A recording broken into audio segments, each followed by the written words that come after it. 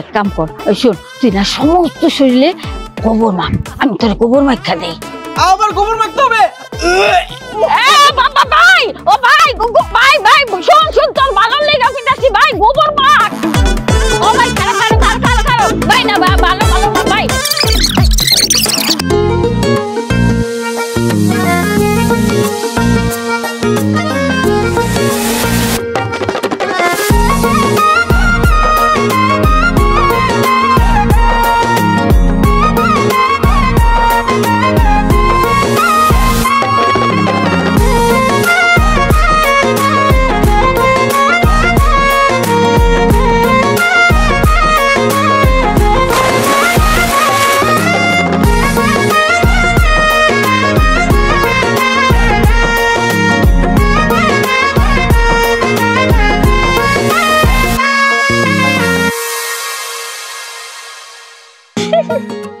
Hey, what is this?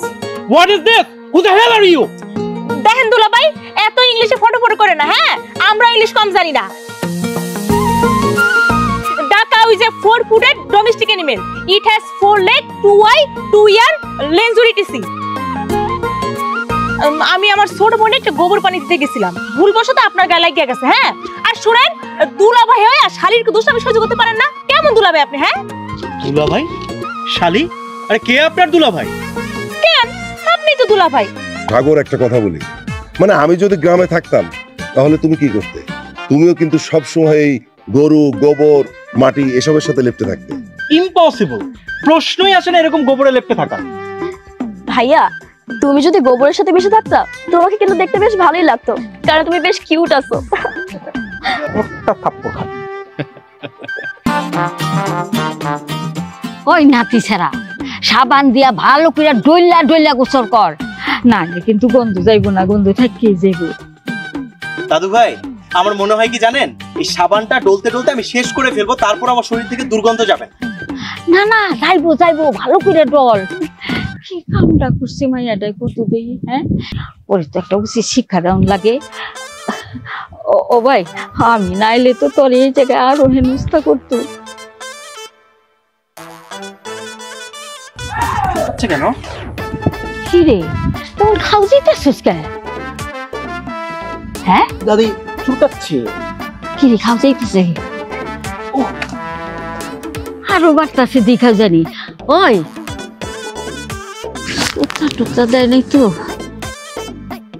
আমার মনে হয় ওইটাই দিছি দাদি। সাবান কে আনছে? সাবান তো দাদি আমি আনি নাই। বুঝছিস, সাবানের মধ্যে সুতটা। দাদি, চুলকাচ্ছে কেন? ওইসে কাম সারছে।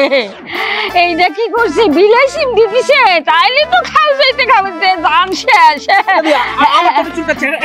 ও ভাই, এখন একটা কাম করুন লাগবো। তুই এক কাম কর, ওই শোন, তুই না সমস্ত শরীরে গোবর মাখ, আমি তোর গোবর মাখা দেই। আবার গোবর মাখতে হবে? বাবা ভাই, ও ভাই, ভাই শোন শোন, তোর ভালো লেগে কইতাছি ভাই, গোবর মাখ। ও ভাই, খারাপ ভাই, না ভালো না ভাই।